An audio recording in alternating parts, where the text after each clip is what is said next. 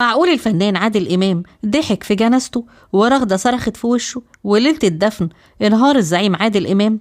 اهلا بكم في قناتي اخبار الفنانين مع ايمي. اللي لسه ما اشتركش يشترك ويحط اللايك والكومنت، اختكم محتاجه دعمكم. حابه اشكركم على دعمكم لقناتي، يا رب يديمكم نعمه ورزق في حياتي، وبتمنى منكم مزيد من الدعم. الحضور الراقي المحترم الفنان مصطفى متولي هو نسيب الفنان الكبير الزعيم عادل امام، وعادل امام خال ولاده عمر وعصام وعادل. الفنان مصطفى متولي من مواليد 29 أغسطس 1949 والوفاة 5 أغسطس 2000، ممثل مصري.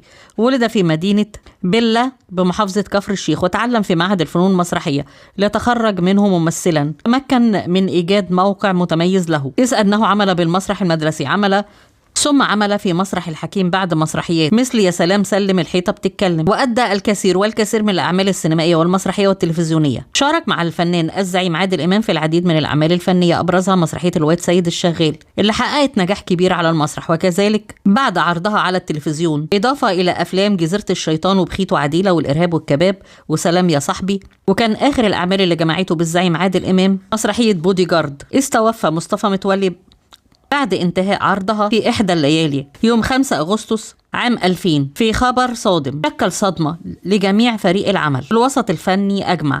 من أشهر المسلسلات اللي شارك فيها باكيزة وزغلول ورأفت الهجان وحياة الجوهري وأم كلثوم ولم أعيش في جلباب أبي وخيوط من ذهب وأوبرا عايدة وهارون الرشيد وعمر بن عبد العزيز وسامحني ما كانش قصدي وعلي بابا والأربعين حرامي والبراري والحمول وحلم الجنوبي والسكوت في الهاوية والثعلب وأنا وإنت وبابا في المشمش وغيرها. يبلغ رصيد الفنان الراحل مصطفى متولي 151 عمل فني. في الثمانينات بدأت صداقة تجمع بين الفنان عادل إمام والفنان مصطفى متولي اللي كان في بداية طريقه وكان الجمهور لسه بيتعرف عليه. عرض الفنان عادل إمام عليه المشاركة في فيلم عنتر شايل سيفه، وده كان سنة 1983. وافق الفنان مصطفى متولي لأن الفنان عادل إمام وقتها كان النجم الأول في الوطن العربي، ودي كانت الفرصة لمصطفى متولي في عمل مضمون نجاحه. فعلا الفيلم نجح وكسر الدنيا وتصدر شباك التذاكر لفترة طويلة جدا. طورت العلاقة بين الفنان مصطفى متولي والفنان عادل إمام، ما بقوش مجرد زملاء في المجال الفني،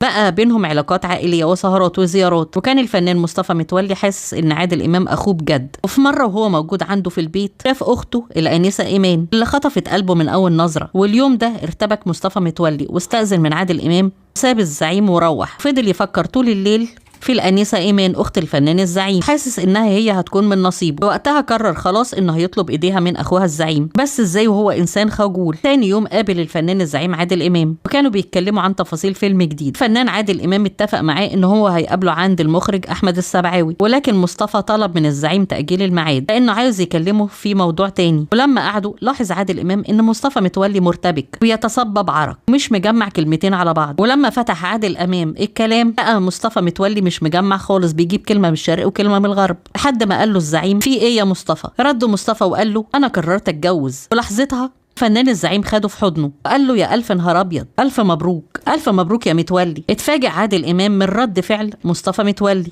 اللي كان عرقان ومرتبك بيحاول يبعد عيونه عن عيون الزعيم عادل إمام. مسكوا عادل إمام من كتفه وقال له مالك يا متولي، مالك انت مش متظبط ليه؟ مين هي العروسة بالظبط؟ الفنان محمد متولي، اقصد الفنان مصطفى متولي، ضرب لخمة وسكت. وبعد شوية رد وقال له العروسة اختك الآنسة إيمان. رد عليه الزعيم وقال له إيمان اختي؟ مصطفى متولي هز دماغه وقام وقف وقال له ايوه. وقف وراح ناحية الباب وراح وراه الفنان عادل إمام. قال له رايح فين يا عم؟ ألف مبروك يا عريس، بس لازم اخد رأيها الأول، اعتبرني عمك من هنا ورايح. وحضنوا الزعيم مرة تانية دموعه في عينه. بعد موافقة إيمان أخت الزعيم عادل إمام على الزواج من مصطفى متولي، وكل الوسط الفني حضر الفرح. وفي صورة نادرة للزعيم عادل إمام اللي كان لابس بدلة بيضة زي العريس، وتمت ليلة الزفاف. أنجبت إيمان أخت الزعيم عادل إمام من مصطفى متولي، عمر متولي وعصام متولي وعادل متولي. سمت عصام على اسم أخوها المنتج الفني، عادل على اسم أخوها الزعيم. وبعدها شارك مصطفى متولي الزعيم في فيلم رمضان فوق البركان سنة 1985، ودي كانت بداية الانطلاقة لمصطفى متولي مع الزعيم عادل إمام في السينما. بعدها شاركوا في مسرحية الواد سيد الشغال.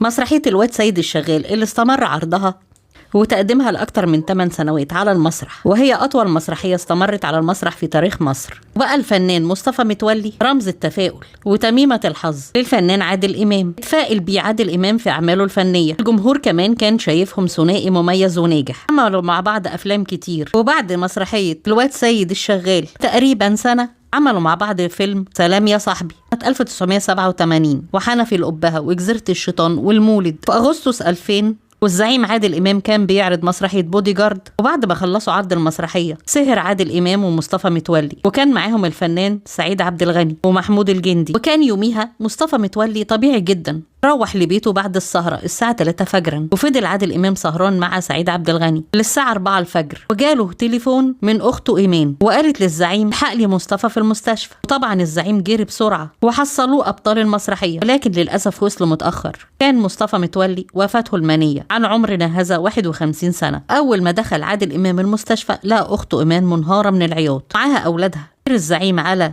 سرير مصطفى متولي ومسك ايده وقال له إنا لله وإنا إليه راجعون، الله يرحمك يا متولي، مع السلامة يا صاحبي. وبعد شوية كان فريق المسرحية موجود في المستشفى ودار بينهم كلام ونظرات بالعيون. يا ترى مين اللي هيقوم بدور مصطفى متولي في المسرحية، خصوصا إن هم كانوا بايعين تذاكر الحفلة لمدة 3 شهور وما ينفعش تأجيل ولا حفلة. فجأة اتكلم الزعيم قال لهم بصوت عالي متولي خلاص الله يرحمه، احنا هنكمل المسرحية. جمهور ملوش ذنب في أحزاننا ولا أوجعنا، الناس دي دافعة فلوس عشان تيجي تنبسط. أنا هجيب محمد أبو داوود عشان يكمل دور مصطفى متولي في المسرحية. وفجأة صرخت رغدة في وشه وقالت له انت ايه ما عندكش قلب؟ انا مش هشتغل. بس الزعيم عادل امام قدر يهديها ويقنعها ان الجمهور دافع فلوس ودور الممثل هو الترفيه عنهم. وطبعا كل الموجودين بصوا للفنان عادل امام. الحقيقة ان الزعيم عادل امام كان كاتم حزنه جواه، كاتم حزنه في قلبه لصديق عمره وجوز اخته، بس كان لازم يظهر قوي امام باقي الفنانين. بيوم الجنازه بيحكي الفنان الزعيم عادل امام وبيقول ان يوم وفاه مصطفى متولي كانوا بيصلوا عليه في مسجد مصطفى محمود، ولما خلصوا صلاه ما لقوش الاحذيه بتاعتهم، وكان معاهم جوز بنت خالته الدكتور في كليه طب جامعه عين شمس، كان بيصلي وطلع جزمته في ايده. اول ما شافوا الزعيم واخوه عصام دخلوا في نوبه من ضحك بصوت عالي لدرجه ان كل الموجودين خدوا بالهم. في نفس الليله راحوا عشان يعرضوا المسرحيه، وكان في تفاصيل كتير حصلت في الليله دي، لان الزعيم لما خلصوا المسرحيه رفض يغني اغنيه الختام بتاعت مسرحيه بودي جارد، ولما الستار قفل صرخ وقال انت فين يا متولي؟ بعدها عيط وانهار. كل الفنانين مع بدايه ونهايه العرض كانوا بيعيطوا على زميلهم الفنان مصطفى متولي، كانوا بيفتكروا زميلهم مصطفى متولي اللي لسه مدفون من كام ساعه، وكل الجمهور كان بيسقف لهم بحرارة عشان يشجعهم. في أول مشهد لرغدة بكت بصوت عالي وانهارت، اضطروا لقفل الستارة لحد ما تهدى. والفنان محمد أبو داوود اللي جه عشان يعمل الدور اللي كان بيقوم بيه الفنان الراحل مصطفى متولي ارتبك وغلط في النص أكتر من مرة، وده لأنه كان حزين ومهموم، شاف إن المسؤولية كبيرة عليه. كلمة الزعيم من الكواليس وراء الستارة وقال له أنت مشارك في المسرحية لإنقاذ موقف يا داوود. بعد سنتين صرح الفنان محمد أبو داوود وقال لو رجع بيا الزمان كنت هرفض أكمل الدور. والليلة دي كانت غريبة جدا، الستارة قفلت فيها أكتر من 10 مرات قدام الجمهور لحد ما صرخت رغدة وقالت للفنان عادل إمام انت ايه يا أخي ما بتحسش حرام عليك؟ رحم الله الفنان مصطفى متولي وتغمده بكامل الرحمة والمغفرة. أطال الله في عمر أولاده الفنان الجميل عمر متولي.